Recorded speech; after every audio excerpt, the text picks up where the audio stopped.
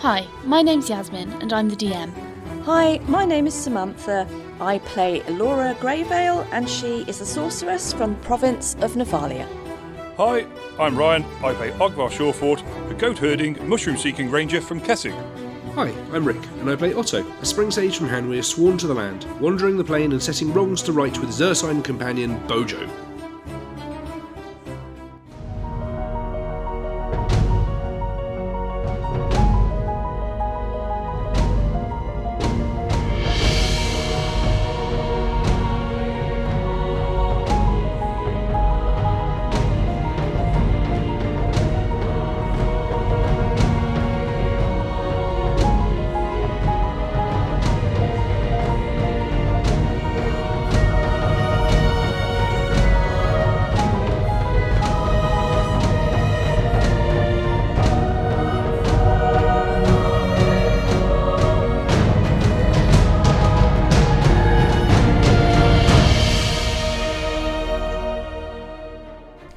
Hello to our dear listeners.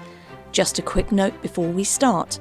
You will have noticed in last week's episode, our DM was full of cold. Unfortunately, this has not improved, and yes, you will hear quite a bit of snuffling, so she would like to apologise for that. Anyway, on with this week's episode. When last we left, Ogvar had helped himself to the wizard's wardrobe, and in doing so, our hero had committed heinous crimes against Couture.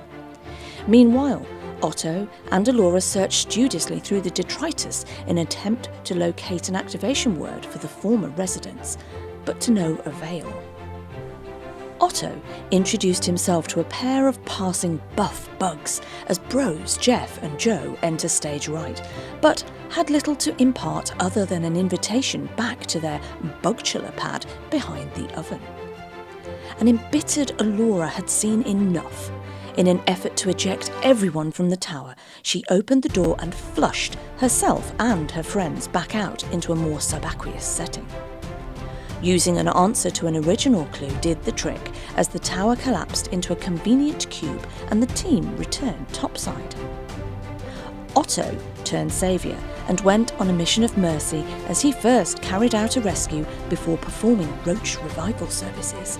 This eventually led to a highly contentious and cantankerous exchange with Orland, leaving the party bag bitching bitterly and Elora as the rose between two thorns. Episode 165, Tricky Trinkets.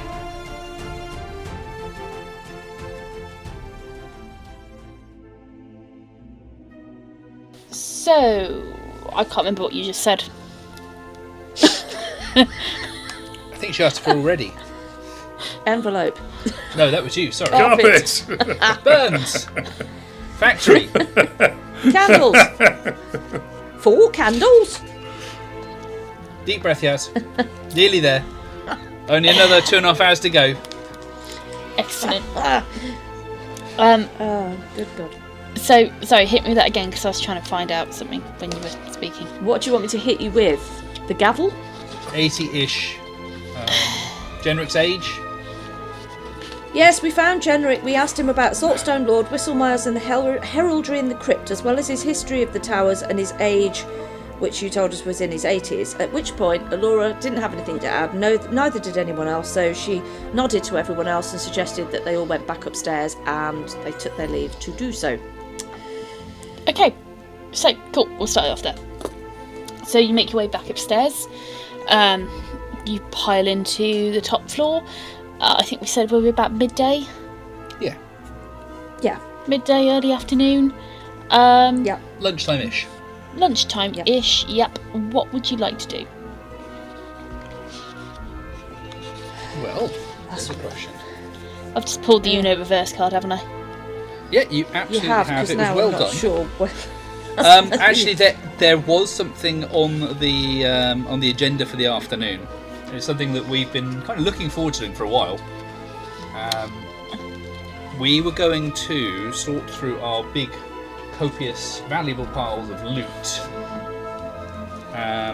We were going to pass them around until someone said mine.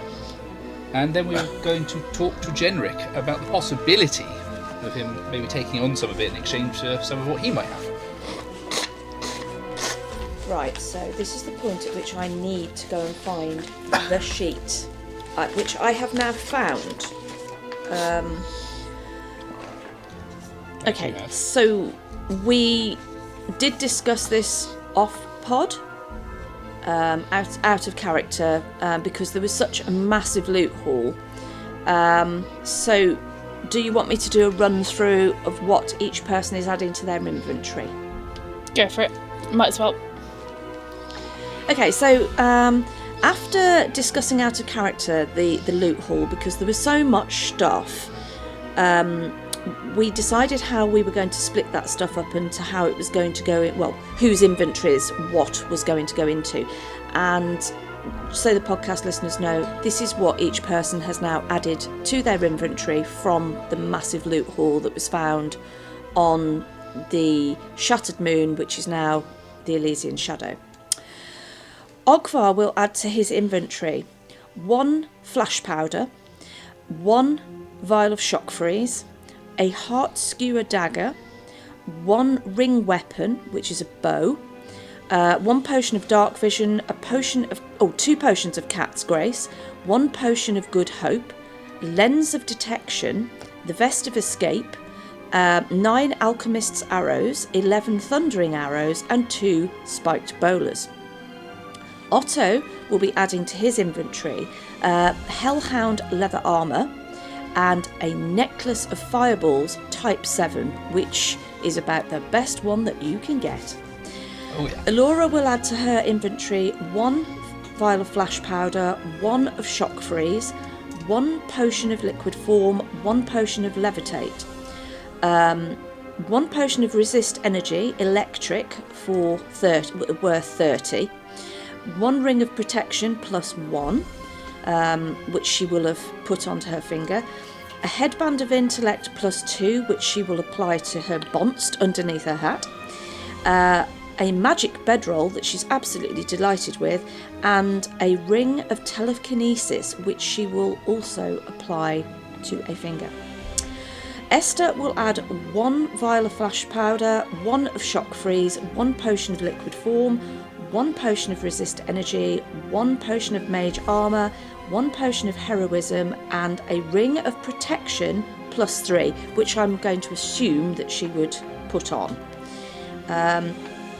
Orland will store 2 camouflage makeup, 3 flash powder, 1 potion of jump, 1 potion of endure elements, 1 potion of shield of faith, 1 potion of remove disease, 1 potion of remove blindness, deafness, and 1 potion of greater magic fang plus 5, and a qualls feather token anchor.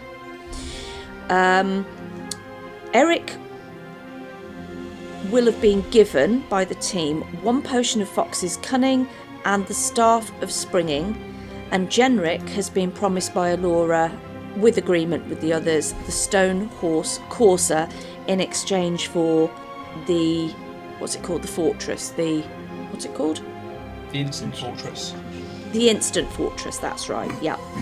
I think that covers pretty much all of the items that were found in the loot haul. Hopefully I haven't missed anything off.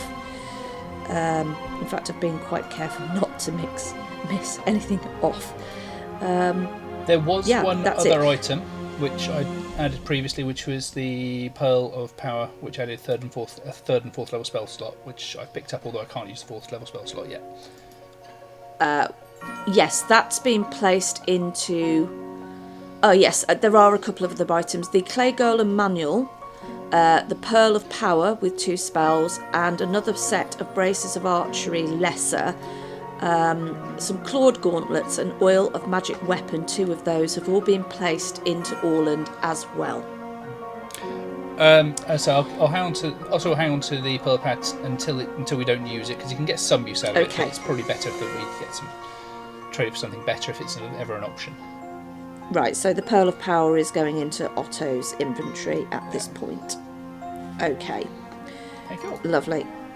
And I think that covers it. The only important things to note there, I think, for everybody and so the podcast listeners know, is in 3.5e, rings do not acquire attunement unless the description otherwise states. Other magic items may need attunement in order to use. The item description would need checking, and only one magic item per body slot is allowed. And I think that concludes it. Yeah, that's everything I've got on the sheet. Yeah, I think that's everything. Yeah, that's everything. That's how it's all been split. So I think we wanted to ask Genric if he had any use for those other items that we put into the bag, to see if he might have anything in his quite considerable treasure vaults that he might perhaps not have need of, that we could exchange if he had interest. Okay. So yeah, you can yeah. Sorry, I need to ask a question here. Can I just, the headband of intellect, is that increasing I need to make an increase on my sheet, because obviously I'm just applying that now. That just gives me a +2. Is that a +2 to intelligence? Yeah, to the intelligence. I'm just trying to find my sheet. Okay, all right. So your modifier will go up by 1, so everything that is affected by your intelligence or lack thereof will go up by 1. Okay, I'm going to have to... Aren't they normally attuned to a skill as well? So they basically get... Yes, I think that. Yeah, I think that's what she was referring to. Anything that is affected by your intelligence, so like your skill. No, essentially, if I remember correctly, it gives you proficiency with a particular skill as well. Although you'd need to confirm that one. Sorry, breaking in there. Maybe for 5e, but I don't think for 3.5. I could be wrong. Yeah, I play with too many different systems. My bad. So, my intelligence will go up to 12.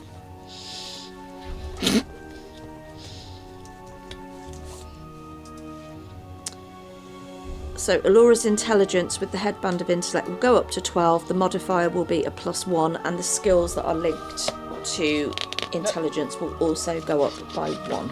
Yeah, and I was definitely wrong, so it's fine. I just checked. Okay, so yeah, you can find Genric pretty easily. He's not going to be hiding from you. What would you like to trade, or what are you looking for? It's been a while since we discussed this, hasn't it? Sorry. Do you want this in character or not? No, I'm not too fast. I think we would be seeking... Well, I think Alora would have proposed to the others to seek some stones of far speech, potentially, so that we've got communication to and from the ship, possibly. Okay, and what are you going to trade for those? I think I would do this in character. As Alora gets upstairs and she gets settled and they get themselves a cup of tea or whatever from the kitchen, Alora would be sat down in one of the soft chairs, and I think she would say, guys, if you want to try and get some extra stuff for the ship, what is it that we really need that we might be able to ask Genric for? I was thinking maybe some kind of communication device, like stones of far speech or something like that, so that we can, if we're not on the ship, we can communicate with people on the ship, perhaps. I mean, we've got things that we can exchange. I mean, we've got a clay golem manual. We've got braces of archery. We've got clawed gauntlets, and we've got sort of like some basic potions like that enhance weapons, and we got that shield. We got that shield thing, that expensive looking shield that were found on the ship. On the ship, the derelict one underneath. Oh yes. Underneath the tower. We got a few things that we could exchange. I think the shield might be a fair offering. We can but ask. I mean, I don't really know that I know what the shield is. It looks kind of fancy. Should I try and see if I can figure out what these things are? But I'm sure Genric would tell us what they were. He would know. Well, perhaps we have just a looks kind of conversation fancy. with him. See what he says. Yeah, I suppose so. I mean, we've got those items that, I guess we're not really gonna keep them. We got a couple of those sets of braces of archery, haven't we? And there's some other bits and pieces. Ultimately, what do you think? We don't know what he has, so we could always proffer up our available items, as it were, the things we're not going to use or things that we might think are worth exchanging, and see if he has anything to offer for them. Yeah, I mean, I don't really know what some of this stuff's worth, but I don't think it really matters. I think what we've got is infinitely valuable, and I don't think I want a penny pinch over these things. I'd rather just have our new abode, our new floating home, perhaps just, kitted out the way it needs to be. So for me, I think some kind of communication device, like as I say, like Stone to Far Speech would be a really good idea. Is there anything that anybody else thinks might be really useful on there that, that perhaps we haven't got, that we might need? What do you think, Anybody? I'm not entirely sure. I believe what Laura says. Some way of talking to one another. When one's on the ship and one's on the not on the ship would be a very useful thing. Maybe something akin to a way to leave the ship while it's airborne. If, for example, the two of you are, if I'm not available to carry you, it's a long way down. What you mean. Well, I haven't got a particular problem with that. I think I can get myself down. I can get other people down. Yeah. I'm just concerned if someone's, incapacitated. Well, but I have got. I can move people from one place to another in several different ways. I can stop people from falling. You've certainly shown that before. Yeah. I can move people. I can open up that little door in space that I do and move, a reasonable distance with that. Well, maybe it's not necessary then. It was just a thought in case we're picking up passengers, as say, or if you're unable to And cast a spell. We've got our glorious magic ladder as well. Okay, distances might be a little bit off, but, we have got a ladder. I thought that was just used for tipping points, a makeshift catapult, as it were. Or is that just the one time I've seen it being used? I am just going to ignore that comment. That's just petulance. No, I thought it was bath time. Sorry. Ha ha, very funny. Well, your hygiene habits to one side, or however we're going to phrase that. Did you have any other thoughts? I think the idea of communication devices would be amazing, but I can't think of too much. I'm still getting used to the idea of having anything more than my seed pouch to carry around, if I'm honest. Yeah, I think we're kidding it out really well. We've got loads of stuff that we've reclaimed from Saltstone. I think, I can't really think of anything else right now. Everything's all of a sudden. It's all it's all just everything's happening so quickly. I can't really think of anything else off the top of my head. I've got other things that I need to think about. Well, let's take those items out and bring them down for him and see if he's happy to chat about it, and anything that he doesn't want we can always keep with us, and maybe we'll find some use for them, or maybe we can find someone else that does. Yeah, sure. Let's see if he might suggest something anyway, but I'm not worried about just offering up those items if he's interested. We have a plan then. Yeah, we'll do that later on, perhaps over dinner or something.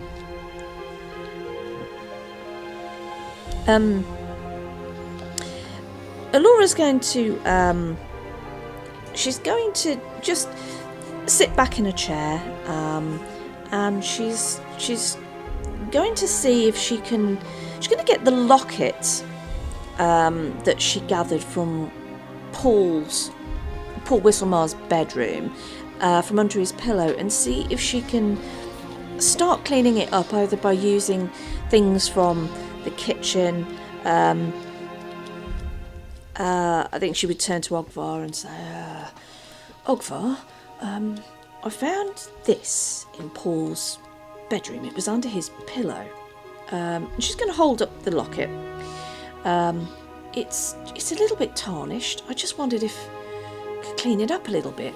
Have you got any tools or anything that could be used to help just clean this up a bit? Well, I suppose the only things I've got that could help would be the buffing equipment from Leopold, the leather buffing kit. But well, we picked up an armour maintenance kit. I wonder if there's anything in there for fine work. Well, that's very true. Kewin always did have very shiny armour. He was always tinkering and fiddling. Although we did leave that back on the ship, but yeah, I mean, I can nip out and get it. Would you mind? Would you mind helping me try and clean this locket up a bit? It hasn't got to be pristine. Just tidy it a little bit. Okay, I'll go and see if I can find it. Thank you. Oh, and don't tell Paul I've got it. Okay, I'll try and avoid Paul. That's not what I said, but okay. That's what I heard. Yep, so Ogvar will zip off and try and find the armour maintenance kit. No, you know where it is. You're able to find it. Esther's probably stored it in the new armoury. Oh, nice. Yeah. So, Barons, there's no quartermaster. Just you eat that. You're the captain. You can do what you want. I am the captain now. Mr. Phillips. Yeah. So Ogvar will dash back up to where Alora is on the top floor, I think. Yep, we're on the 7th. Yep. Yep. And so get the armour's kit. Untie. I imagine it's like a little tool roll. So untie the bit of rope or whatever it is on it, and lie it out and go. Oh, yes, I've seen Kewin use one of those before, and one of those. Yes, that's good. Yes, and oh, look, there's a screw in this one. I wonder if that's a screw that. If Kewin's kit had one of those, he might have stopped his visor falling down. Laura's going to laugh at that one. Make me a. Oh dear. Make me a spot check, Ryan. Oh dear. Okay. That's a 14 plus an 11 for a 25. Oh. Okay. As you say that and you look at the screw, quite curiously, you notice that on the head of the screw there is a very familiar symbol, and you very obviously recognise the heraldry of House de Greymont on the end of the screw.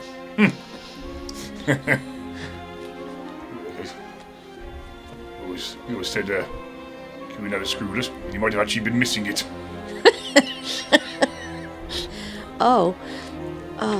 Yeah. Unfortunately, I think it may be a little late. Yes. But, we shall leave this here. It might come handy for something. Now, let's have that locket and I'll get to work. That's bizarre. How did that get into a maintenance kit from Soulstone? I don't know. That's really bizarre. That's really strange. I can't even begin to think about that. That's twisting my head. The corks are bobbling furiously as she's kind of scratching the back of her hat over it. While you're there, Ogvar, before you start that, do you think I could have the bag butter and the polishing kit for our leather friend here? Yes, of course, no problem. Thank you. So she'll take that. She's going to pop Orland onto her lap. Mm-hmm. She's going to carefully remove his chainmail skirt again, and she's going to start cleaning him up. Yeah, okay, so you spend some time polishing the amulet, polishing Orland. What is Otto doing in this time? I think giving it a little bit of time, he'll go back and just briefly check in with Bojo before working on the ship for a little bit. Once everyone's ready, he'll fly back. Yeah, you check in with Bojo and Jeff and Joe, and Joe waves at you enthusiastically while Joe goes, "Hey, bro!" Hey, bro. Or little bro, or whichever one you are. Joe, bro, sorry. Bro. You're both okay? Yeah, bro, we're good. Okay, I'm gonna... And he starts flexing on top of Bojo's head. I can imagine the long-suffering look that Bojo's going to give Otto. Yeah. I'm just going to sort of move on before he starts accusing him of anything and leave Bojo to deal with these two. He's now intelligent enough to do that. And going to just pretend he didn't notice and move off to do some work, because otherwise he'll be here forever. Yeah, I mean, as you walk off, you see that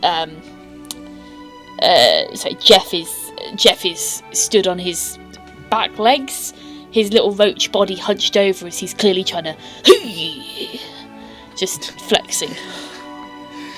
Yeah, moving on. Otherwise, it's like cartoon style. You see a little like stick leg with a small bump in it. Doing his best Popeye impression. Yeah. There's a generation. Okay, so you spend some time doing basic downtime activities, cleaning things up, tidying, and I'm assuming you're going to do this until dinner time? Yeah, absolutely. It needs to be done, and, well, perhaps you can get a bit more work done when you're by yourself. Yeah. Okay. Yep. So you do these activities until dinner time. You have a shiny locket, you have a shiny Orland, you have whatever you're doing, Otto, you've done. Yeah.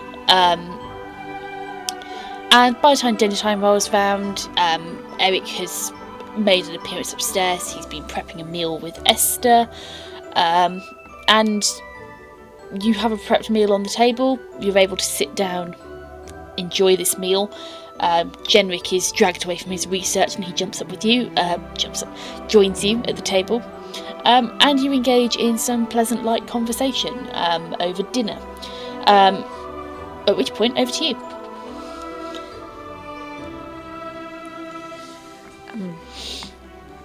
Yeah, so Genric, we've started some work on the ship. We're starting to reconfigure the insides. It's going to take us a while because obviously there's decks to put back in and cabins, and there's going to be a medic's room and an armoury and stuff like that. So there's a lot to do in there. But we gathered loads of stuff from Saltstone. We got lots of equipment and lumber and really useful things to kit the ship out with. I mean, I guess the people in Saltstone, well, there aren't any, and well, it all needs repurposing. So that's what we decided to do. There are a few things that, well, maybe we hadn't given thought to, and one of those was maybe communication to and from the ship. Wondered whether that might be something you could help with, I was thinking maybe some stones of far speech or some way of communicating. Perhaps, is that something that you might have that we could perhaps either barter for or buy from you or exchange some stuff with? I mean, we've got all sorts of things that you might be interested in. I see. Well, it's certainly good news to hear that the ship is being kitted back out. I suppose it should make a marvellous base of operations for you as you go forth on your adventure. I don't believe I have anything to hand that I have personally made. However, should you wish to take a look around the junk floor, so to speak, it's covered in red tape and bits and bobs, you might be able to find something which is slightly broken, which you might be able to use. Oh. Well, that's very kind of you. I mean, we'll be careful to steer clear of anything that looks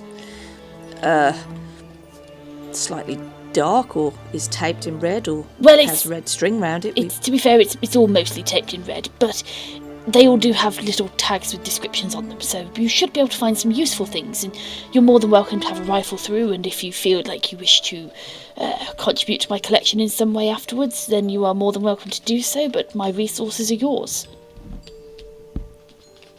Well, Genric, that's incredibly generous. Well, they're not all perfect items, I will say. They are slightly odd and have their own quirks sometimes, but they should do the job, but maybe just a little bit differently than they perhaps should.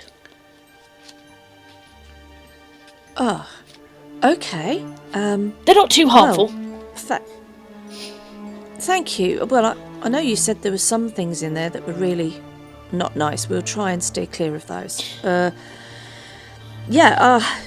That's really kind of you. We will do that. We will endeavour to have a look through and see if there's anything that's really useful, but we wouldn't take something that was not useful, and obviously if we find something, we'll ask if it's okay to have it.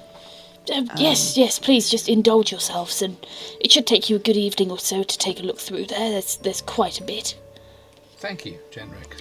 No worries, and we've got plenty of other stuff that we are happy to leave in exchange. We wouldn't expect to take something for nothing. We really wouldn't. Well, thank you. I look forward to it. And thank you for your ongoing hospitality. It really is, and when your work is done on Katerina's notes, you must come and have a look at the ship. You must come on board. Yes, I will. On the subject of Katerina's notes, how is that going? Well, it shouldn't be too much longer. Maybe a couple of days. It's mostly there. Of course, it's only half the cipher, so it isn't very well readable right now. But with the other half of the cipher, it should resolve itself. Understood. And I guess we're talking about Hans Reinhardt with that. Yes, Hans, yes. Yes, I think that will be our next port of call, and openly I'll just put an invitation out from all of us. We don't need to discuss it to say that you are welcome to accompany us if you would like to go and see Hans and perhaps work with him to finish the journal. It's entirely up to you. But it is an open-ended offer, Genric. That sounds like a splendid idea. I should love to come. Obviously, I need to finish translating this because once the tower is collapsed, I can't access my books. But yes, I would be more than happy to come with you. It's been a while since I've been on an adventure, and last one ended with several stings. That wouldn't happen to be something to do with the cherry pie, would it? Yes, indeed. And you can see Eric is at the other end of the table, sulking heavily. Has he gone as red as a cherry pie? He might as well have done, yeah. He's got a lovely crimson, blotching. You can't tell whether it's embarrassment or anger or a mixture of both. Or beasting. I think Elora would just look at everybody and smirk. So we'll just share a quiet smile with Ogvar without saying too much. Yeah. Ogvar just raises his eyebrows and looks back.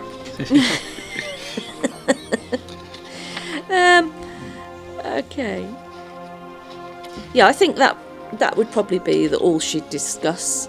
Or it's certainly all that Elora would bring up over dinner, unless somebody else had got anything else they wanted to add. Okay.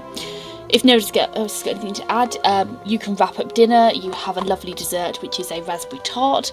And Genric disappears clearly off to carry on translating. Eric and Esther are busy cleaning up in the kitchen. Esther shoos you off when you try to help, tells you to go and have fun in Genric's storeroom.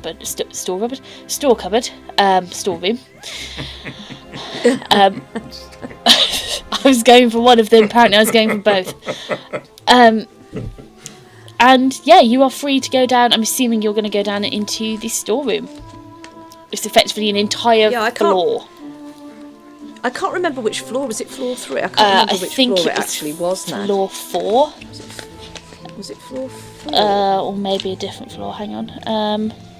Yeah, So- I can't remember. No, floor 3, you're right. I don't think I've... Floor 3. Floor 3. Yeah.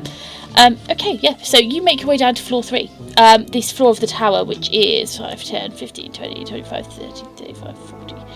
Yeah, 40, 45 foot in diameter. It's a big room. It's a really big room. Circular, of course. You get onto the landing, you move the red velvet, almost like a cinema divider. You unhook the rope, this red velvet rope, you walk through. And you are in this floor. Again, you can see the shelves stacked out, the boxes, crates, things with chains on them, things with loads of red tape, wool, string, ribbon, fabric, anything red tied to it. And it's like walking into a warehouse, like you could imagine like an Amazon depot. Just stacks of shelves just full of a multitude of different shaped parcels, boxes, items. Most of them are boxed up. They all appear to be kind of packed away in boxes or bags or wrapped in brown paper of some sorts. And as you look closer, you can indeed see that each one of them has like a little white like shipping tag on it, which has obviously got cramped handwriting in it. And you can all start to look around if you would like. Yeah, just curious, yeah. Oh, yeah, let's dig into that. Yeah, definitely. Okay, so let's make this quick. So each of you can roll me 5d20s, and if you could just write down your results for me. Okay.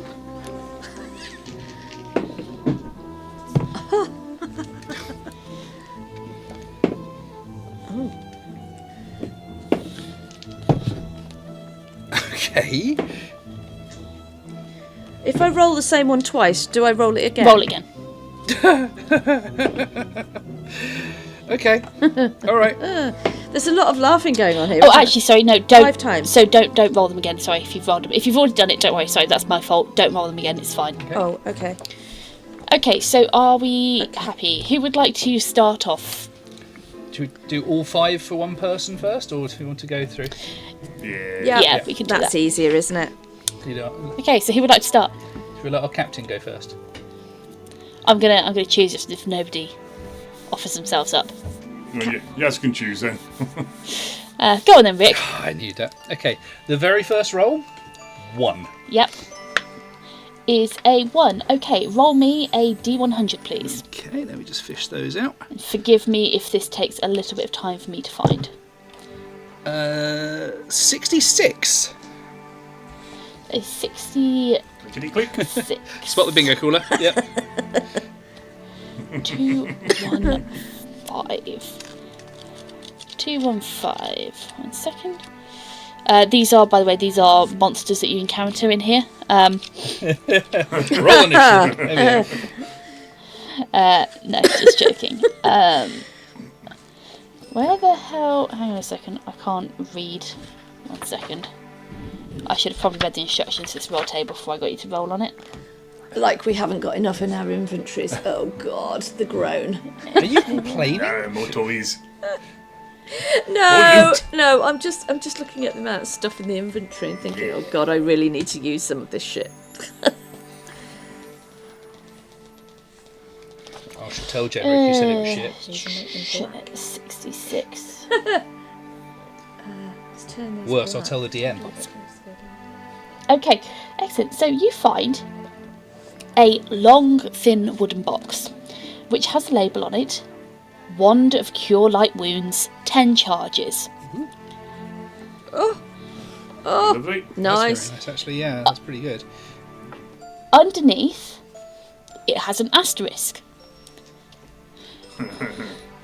Oh, no. And the asterisk says, doesn't... so, just think of the wording of this. Doesn't heal from nothing, draws from user instead. Oh, it's a transference one. Yes. Oh, nice. It is a wand of Cure Light Wounds, which clearly... It's supposed to be a wand of Cure Light Wounds, which, as you would know, would imbue healing magic, but instead this actually pulls health from the user itself. Well, That's still perfectly usable, I'm sure. Okay, so what's your next one, Rick? 17. Ooh, tasty. Okay. So I want you to roll me another percentile, please. Okay. It's cocked. 57. 57. Okay.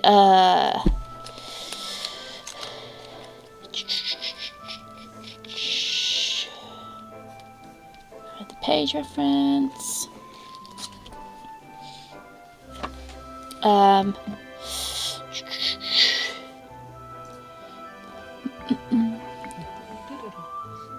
One second.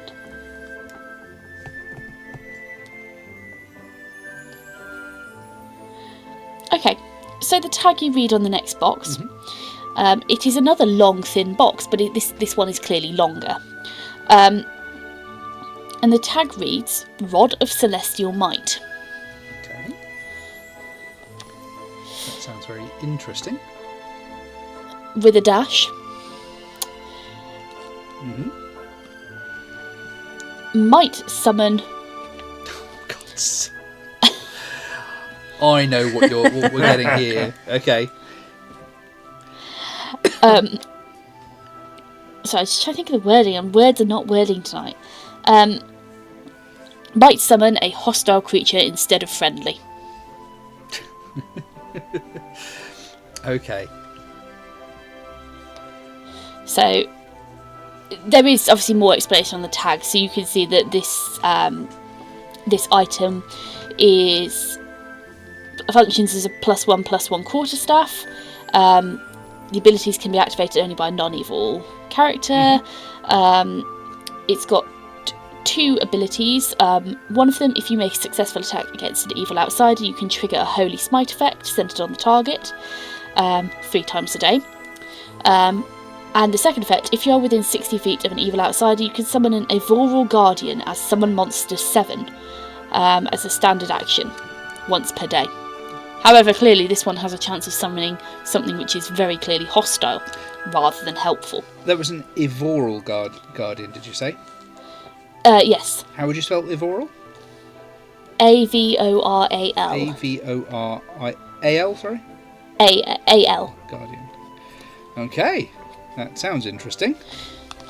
Okay, so what's your next one, Nick? 8. An 8 percentile, please. 40. 40. 40. Lovely. Ooh, what's that one? It's a magical adventure.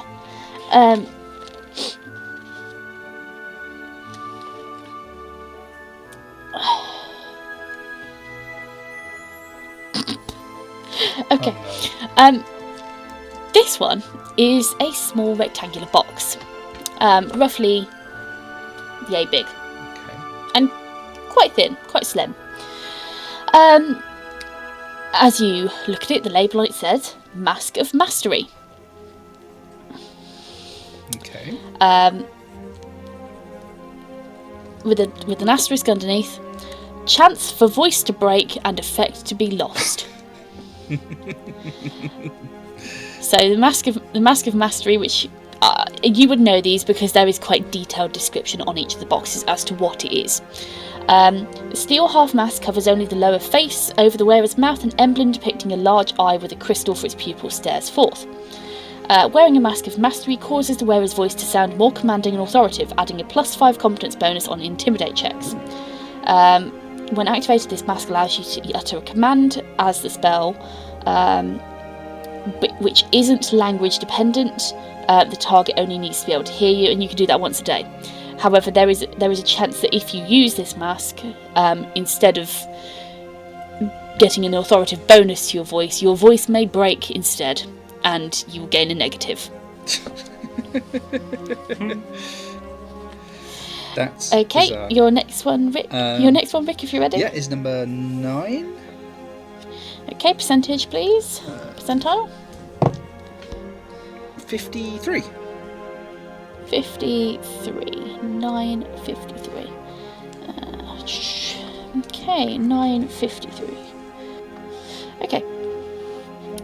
You find a box which is the size of a shoebox. With the label "Slippers of Spider Climbing." There is a note on it that states, "May cause wearer to sprout another pair of legs."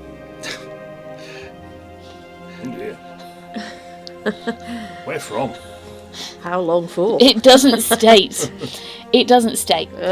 Essentially, if you use these, you'll be required to make a roll, and on an undetermined number, you may sprout X number of extra legs. Well, if he turned into a troll, he'd have an extra pair of arms and an extra pair of legs then, wouldn't he, if he did that spell again? Well, I will say that, if nothing else, Otto's probably been feeling the cold a lot more recently, so he's just going to enjoy having a nice warm pair of slippers. Whether or not he tries to summon an extra pair of legs is neither here nor there. This is what you do as an octopus. Yeah, pretty much. Okay, Rick, I think we've got... Was it one more? Yeah, and the reason I was last... One more to go. I got a 1. I got a 20 on the other end of it. You got a 20? Yeah. Fucking hell. Okay, percentile, please. Oh, God, here we go. That is 97.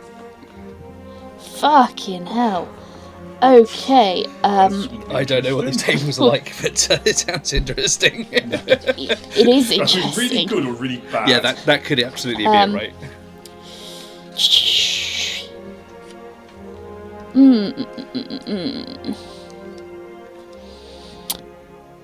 Okay, let's just check on that one. I'm surprised she went with 5 items. I thought she was just going to go with, like, everybody finds an item.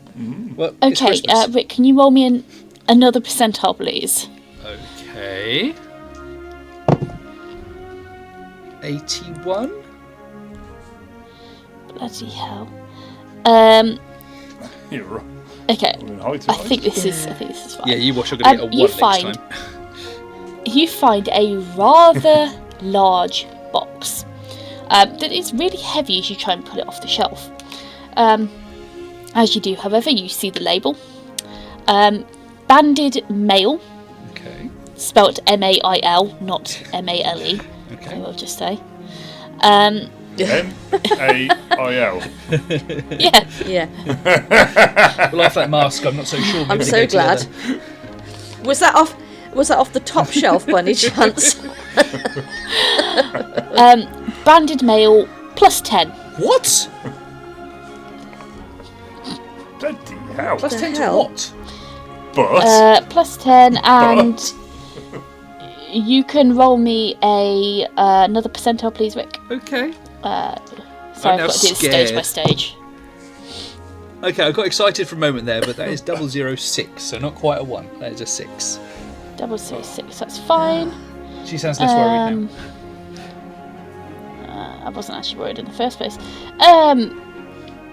So it is a set of banded mail with a plus 5 enhancement. Roll me another percentile, please. I'm really hoping someone can make use of this because I can't wear metal. 21. 21. Blinking and another percentile, please. Okay.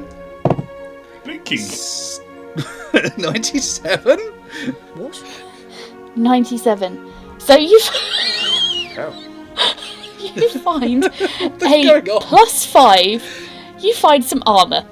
It is plus 5 banded mail with the properties of blinking and magic eating. What? What? Oh, Blinking. Blinking. Blink is in the spell blink. Effectively, yeah. And magic eating. Yeah, blinking and magic eating. I really hope someone can make I use don't of think this. any of you can.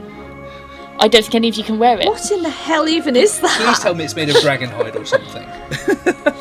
No, it's banded mail. My God. Generic. Right, okay. Yep. Okay. And this one doesn't have a red tag on it, I will say. This one does not have a red tag on it. It's clearly just been tossed here because nobody can use it. But that is a ridiculously powerful piece of armour. Do excuse me while I take a level of fighter somewhere, guys. Okay, I think Otto would just very quietly cry in the corner. Kieran comes back from the dead. He Kool-Aids through the wall. Does someone say mail? You've got mail. It certainly does now. Banding together over it as well. Just out of interest, these are just items that we're looking for and we're finding. They're not for us, they're just items we can trade for, essentially. Is that right? No, they're just literally, you're just having a rifle through. This is what you find. You can take your pick of what you want out of it, essentially. So you don't have to take it. It's not yours to like continuously take. It's just this is what you find. This Just is making what's sure on I the table understood for that. you to take. Okay, so yeah, cool. Who's up next? Go on, Sam. Me? Yeah. Right, Get the dice roll and okay. warm you up. Okay, so I'll start at the top here. My very first roll was a natural 20. Excellent. Roll me a percentile, please. Oh, God. Come on, you should have got the format by now. Yeah, I know, got it. That would be bang on 30. No, it isn't. Very It's a different. 3. 00 and a 3. Sorry. It's not bang on 30. Yeah, very different. No, not bang on 30 at all. In fact, it's sort of like less. By about 27. By Yeah. 27, yeah. Let me see. My voice sort of petered off towards it because I was like, I'm not sure I figured this out right. Yeah. 27? I mean, you've just got to be more confident with yourself, Ryan, because she's certainly not going to know. The cheek of it.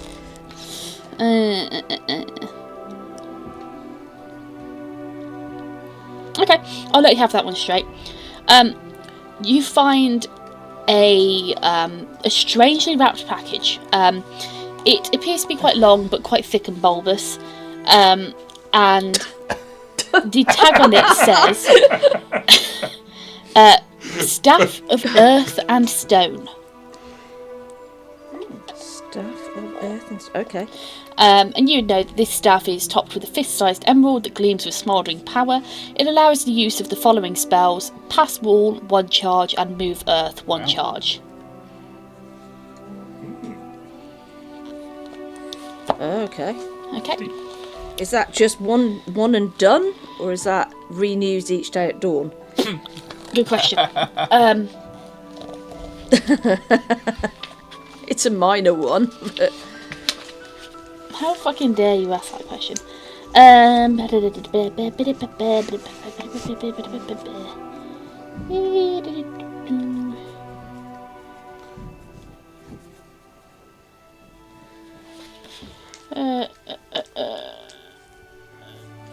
I it don't called actually again? know. It doesn't say.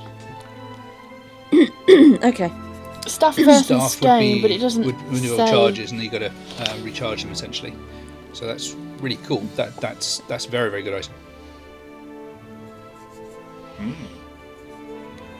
Right. A staff. So does that? Sorry, you have to recharge them, or it remember 3.5, recharges I'll have to look it up. itself each day. It doesn't recharge. Okay. Just a one and done. Okay. Yeah. So a standard staff has 50 charges when created. So you're not going to have 50 charges?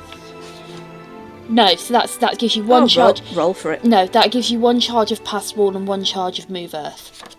That's what it gives you. So you've got Just 2 right, uses okay. of the stuff. Okay. Fine. Okay, what's your next roll? The next one was an 11. An 11 percentile, please.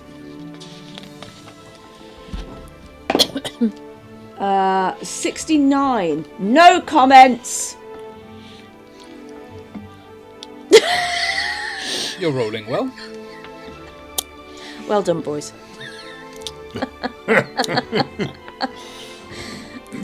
They've definitely done that on purpose because apparently it's a psionetrix. It's the D&D version of Dominatrix. Yeah. Oh, God. A present from your daughter. Oh, no. Only hurts you mentally. Yeah, mentally punished. Oh God. This is Hey, going you rolled down the an dice. avenue. Again. Okay. Number of avenues we go down. You can make an entire map.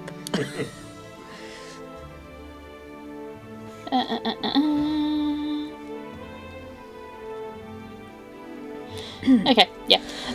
So this is a fairly large box with the label on it of Sionatrix, and it describes it as a heavy bronze amulet featuring a pair of wings that cover the upper chest. At the pendant's centre rests a glimmering, multifaceted crystal. Each discipline of psionics has its own Sionatrix. Wearing one adds a +1 enhancement bonus to the save DC of powers of the appropriate discipline. So, for example, the DC to resist psionic suggestion is 1 higher when the caster wears a Sionatrix of telepathy. So basically, it's only usable for psionics. Yep. So you can roll. Okay. Pick what's your next number? Third one. Next number was a 7. Percentile, please. That is. That's a 49. I think. No, it isn't. I lie. I've got dyslexia. It's a 94. Nice. Okay. Whew, okay. But 262. 2 6 2.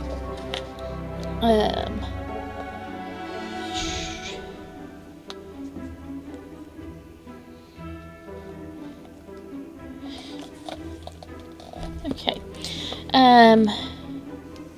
94, 260. A.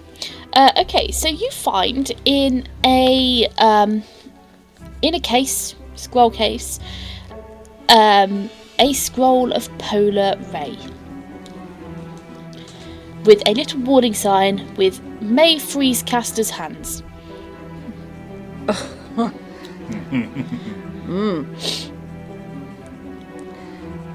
Okay. Okay, cool. What's your next number? The next number was a 12. Roll percentile, please. That is a 12. That is a 12. Yeah. 52.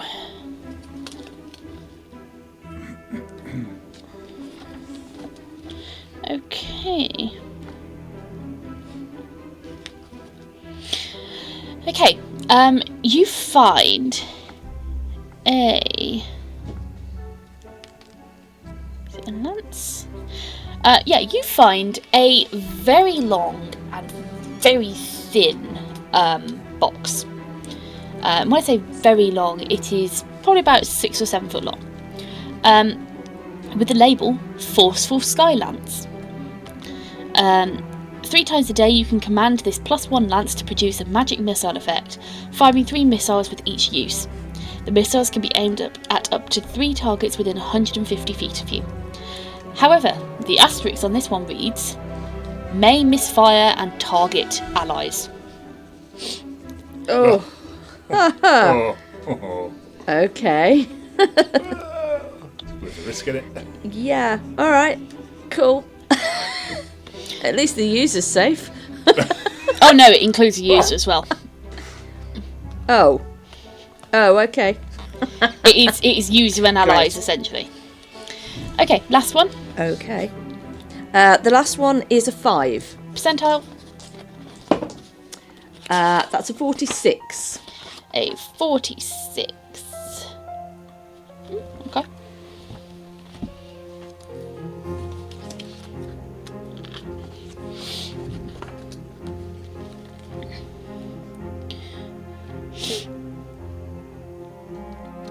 Okay. You find a large square box. And it has the label of Bear Helm. While raging, you can halve the damage dealt by a single sneak attack or critical hit scored against you. You can activate this item after the damage from the attack has been determined. And essentially, it is a large helmet wrapped in the hide of a bear's head with metal teeth worked in. I'm not sure that Bojo would perhaps appreciate that. Didn't you say while raging? So is this like a barbarian only thing? It'd be barbarian. While raging. Thing, wouldn't it? Yeah, while raging. Or any class that has the ability to rage, yeah. If you show it to... You know what to do. Put it on Bojo's head, show him a mirror, and you're going to see a bear raging with a bear helmet. Okay. Do the effects stack? And if you're there close enough to watch it, you've got to The run. effects stack. You get a bear get angry with the helm of a bear that's angry.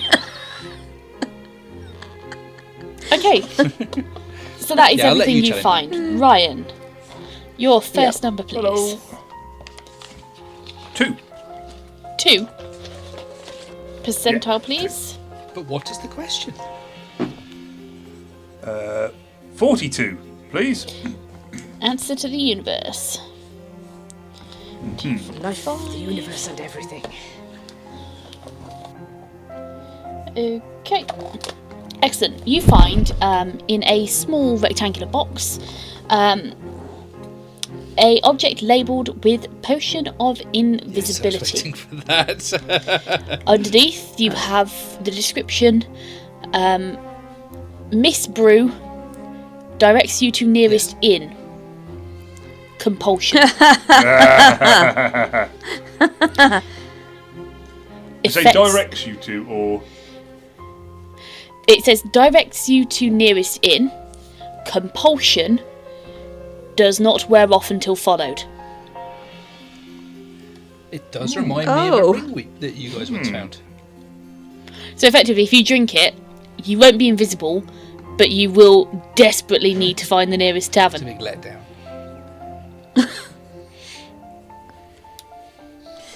Indeed, which you have not used since. Bastards. Was it compulsion lasts till what was the word? Does not wear off until followed. Yeah. So effectively, until you find the inn, you can't. You've got to. Nice. Okay. Cool. Next number, please. That'd be an 11, please. An 11 percentile, please. 26. 26. Ooh, very fancy. Well, on the plus side, at least you get a decent drink. I've got no idea what it is. Or at least a lot of it. That invisibility, that Indeed. potion of invisibility could be a real problem if you're on an island surrounded by shark-infested waters.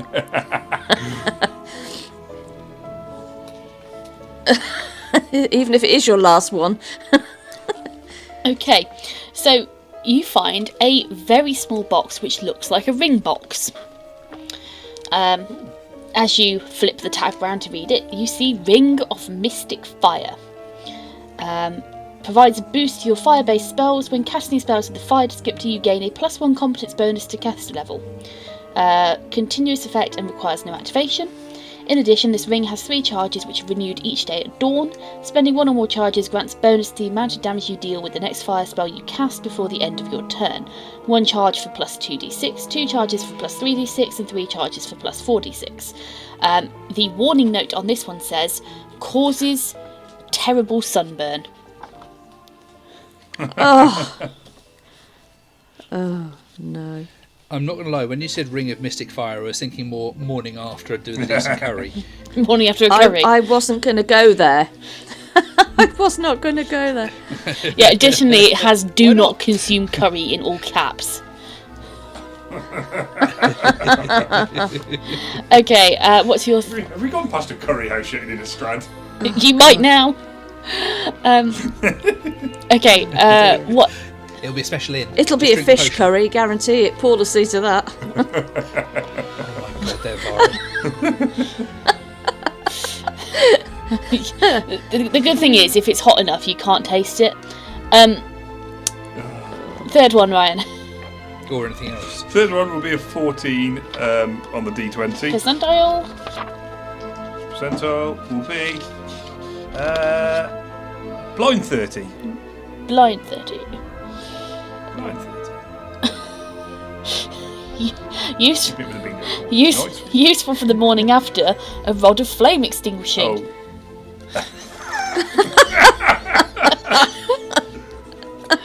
Sorry, what was that? Rod of flame extinguishing.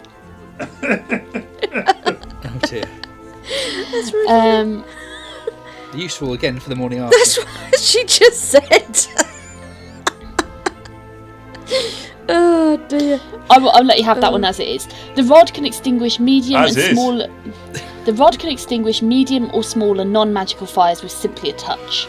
For the rod to be effective against other sorts of fires, the wielder must expend one or more of the rod's charges. Okay. Yeah. So essentially, you can. Yeah, it just extinguishes shit which is made of fire. Cool. Okay. Fourth D20 roll. So that'll be a 16 on the D20. 16 percentile, please. And a 46, please. Ooh, tasty. Oh my god. Oh no. 2, 4, 5. Bowl of never-ending curry.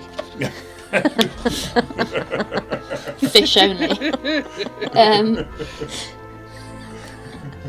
Recharges. Never-ending poppadom. Okay, so you find another thin, fairly long box with the table of it, with the tag on saying "Staff of Size Alteration." 50 charges. Oh. Size. 50 charges. 50 charges, and then That could be funny. you have the continuing description underneath. Yeah. Allows for use of following spells: enlarge person, reduce person, shrink item, enlarge person mass, reduce person mass. With an asterisk, charge is spent, produces random effect. Oh, now you see, I And like then- that. Yeah. And then a double asterisk underneath, clothes do not change shape with wearer, underlined. Okie dokie. Hold up. So, Clothes unaffected.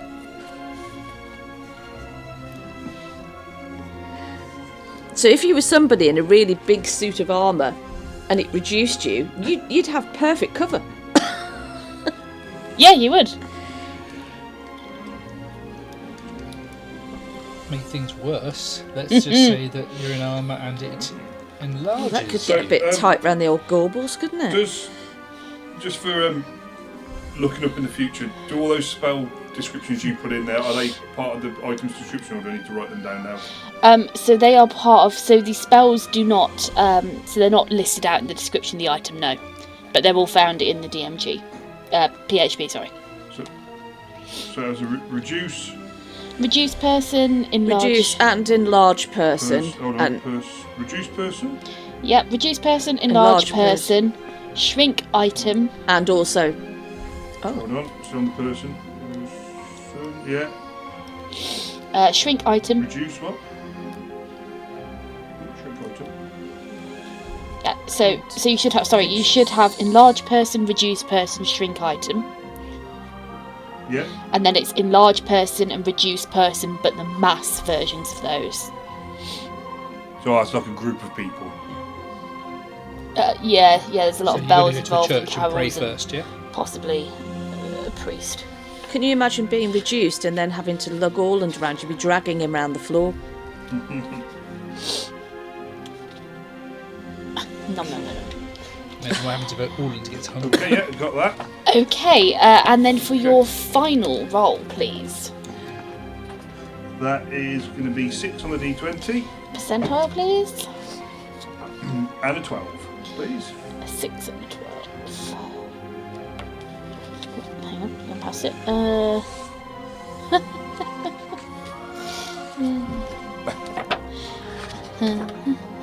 Maybe she laughs.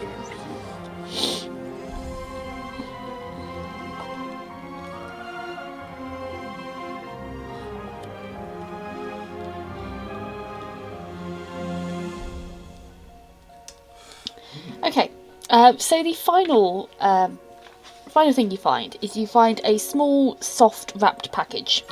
The label on it reads "Devastation Gauntlets." Right. Devastation Gauntlets are prized by anyone who earns gold by fighting in melee, from raging barbarians to wily swashbucklers. The gauntlets have 3 charges, which are renewed each day at dawn. Spending 1 or more charges grants you a bonus to the damage dealt by a critical hit you make in melee. You activate the gauntlets after you've confirmed a critical hit but before damage is rolled. 1 charge for plus 2d6, 2 for plus 3d6, 3 for plus 4d6. The caveat on these is as soon as you use them, it grants you instant cauliflower ears. Okay. Which will put a -1 on your charisma score. Right. Okay. -1. Okay. And that is a permanent effect. They cannot be fixed. Nothing helps. Okay. And of course, I should say you do find one more thing, which is the thing you requested.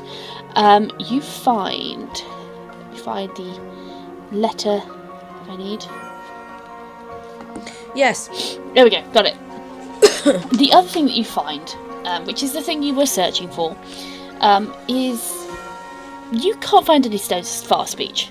You look around and you can't see anything that could possibly be that. And the thing that makes this more difficult is that you can't actually see what's inside the packages, so you're having to check each single one. What you do find, however, is you find a relatively large but flat square box. The label says, "Far-speaking amulet, cursed."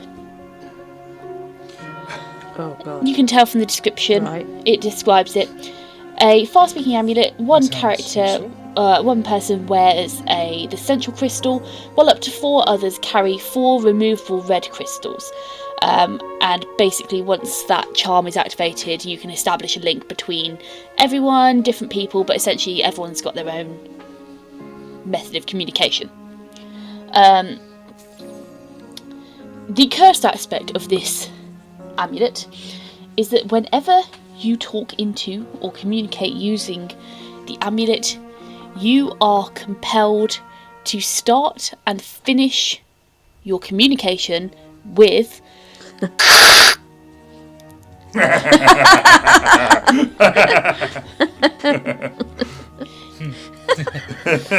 or other variation of Roger Dodger, over and out, etc.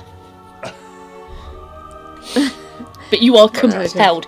You absolutely have to do it.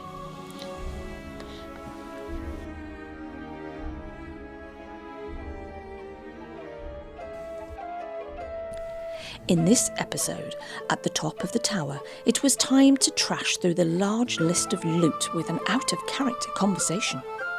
After much lift music and many hours of distribution discussions, decisions were finally made. Had the editing department included this lengthy dialogue, our listeners would, by that time, have been a deeply snoring audience. Instead, it was decided best to merely present all concerned with a précis of the additions to everyone's inventories. Beyond this, Ogvar organised a spot of locket polishing, and our sorceress spent some of her sensitivity on their somewhat spiky sentient satchel. Well, that's it for this week, folks. Join us again next week in episode 166.